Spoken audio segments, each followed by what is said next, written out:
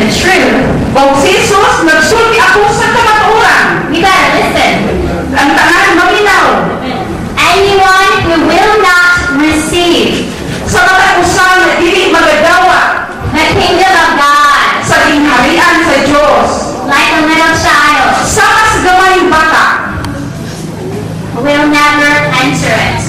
dili siya makahimo sa pagsunod. That's scary, isn't it?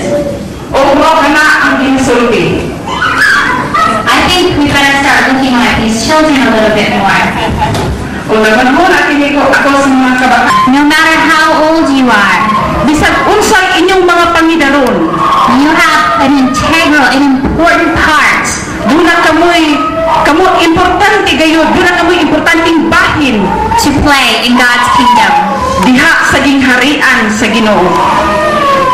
You can be an example, Kung himo kamo mga panig-ingnan, a model mahinong modelo for your parents, ngadto sa inyong mga ginikanan, for the people who live around you, mga taog sa mga tao sa palibot ninyo, for those in school with you, ug sa inyong mga kauban ninyo, and you can be a Jesus ug makahimo kang sama kang Jesus. to people who don't know Jesus Ang uban kanina wa pa nahibalo kang Jesus, because of how you live His life is lived through you.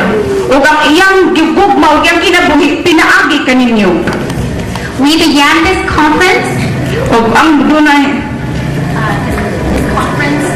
ug kini mao nga konferensya a few days ago sa jutay nga mga adlaw, with the scripture from Joel.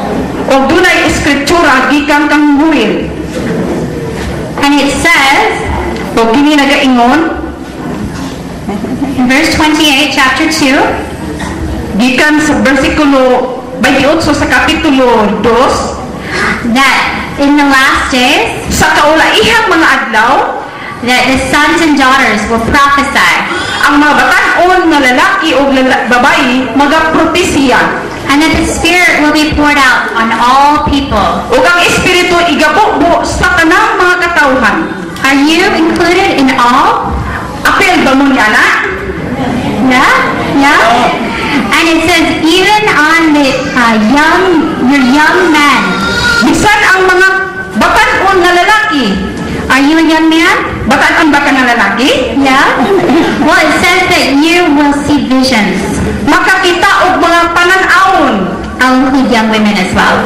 Mayon usab ang mga batan-on nga mga babayi. So I want to just remind you Ako gusto nga magapahinumdum kaninyo that the Jesus we serve nga si Jesus alagaron is for all of us. nga para gayud kanato. We are not excused Dili kita walay lapot because we are young, tungod kay batan-on pa. but rather we have a special part to play. Pero dula kita'y pinasahi nga kabahin. How many of you are 12 years old? Pila ka ninyo ang 12 pa ang edad? Isa daw ang kamo. You're 12. Pila yeah? edad 12, 12. 12? Well, do you know what Jesus was doing when he was 12? Si Jesus namuhat sa din 12 ang iyang edad. He was preaching in the temple. Nagwali siya dito sa templo. He was teaching the teachers. Siya nagtudlo ngadto sa mga magtutudlo. God can use you in that way. O ang Diyos makagamit usab kaninyo pinaagyan ng paagi. How many of you are 13? Pinsa may 13. Anyone? Yeah, 13?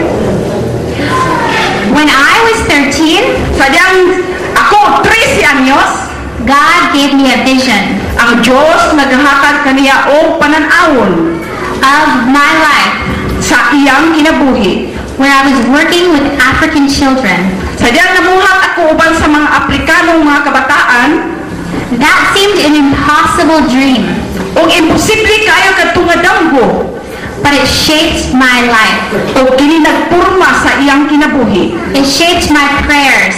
o nagausab sa iyang mga pag-ampo, It shaped what I chose to study in school. o siya naga-eskwela sa maong eskwelahan. And guess what? O mao kana, I have worked with African children. nagatrabaho siya uban sa mga Afrikano nga mga kabataan. I have been to Africa twice. O nakaadto siya sa Africa kaduha. Whatever God places on your heart, O unsay gibutang sa Ginoo sa inyong mga kasing-kasing, nothing is impossible with God. wala imposible sa Dios. So I want to pray with you, and I want to ask everyone to join us in praying for these children. Gusto ako nga mag-ampo kaninyo o gusto usab kamo magaduyog uban kanamo sa pag-ampo uban sa mga kabataan For vision. para sa panan-awon. Without a vision, Kung walay panan-awon, the people perish. ang mga katawhan malaglag. Mindanao needs vision. Ang Mindanao na kinahanglan og panan-awon. The Philippines needs vision. Ang Pilipinas na kinahanglan og panan-awon. Dipolog needs vision. Ang Dipolog na kinahanglan panan-awon. Ipil needs vision. Ang Epil na kinahanglan og panan-awon. Everywhere, the Lord has the visions to give. Bisan asa na kinahanglan ang Dios naghatag og panan-awon. We just have to be faithful to ask. O si Jesus gusto siya nga magmatinud-anon kita. His plan is you. Ang iyang plano kanimo, And the prayers that you pray, even as young people, ang imong pag-ampo nga inyong giampo ingon nga mga kabatan-unan, can change the course and destiny of history. makahimo sa pag-usab sa kinabuhi. I was recently at a conference O ako dito sa usa ka konferensya where a young woman uban sa usa ka batan-ong babayi received a word from God. nga nakadawat sa pulong gikan sa Dios. And she said, the anointing and power of Emmanuel. Og og nagaingon nga ang dihom og ang gahom maingon usab. Emmanuel means God with us.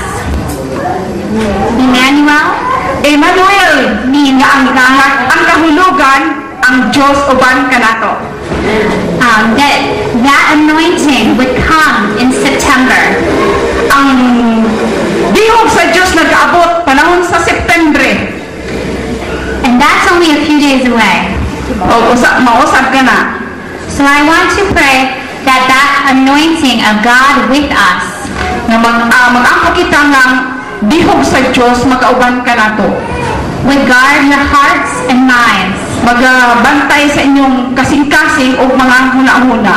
You are not alone in the visions God gives you.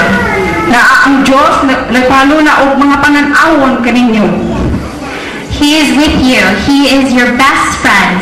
Siya uban kaninyo, siya ang pinaka-suod niyong higala. And you have a family in the body of Christ. O kamo usa ka pamilya diha sa lawas ni Kristo. You have mothers and fathers and mentors Duna kamoy amahan, duna kamoy inahan, o duna sab kamoy magtutudlo. to raise you up Aron magapatubo kaninyo, in what God has called you to. aron sa unsa ang pagabuhaton kaninyo. So I encourage you, mothers and fathers, Ako nagadasig kanyo amahan o mga inahan, aunts, uncles, and grandparents. mga aunties o mga uyuan o mga apuhan. Don't laugh at the visions God gives your children. Ayaw ninyo palabya bisan pa ang mga pananawon sa nga gihatag sa Dios sa inyong mga kabataan. Read the word to them over and over. Basahon gayud ang pulong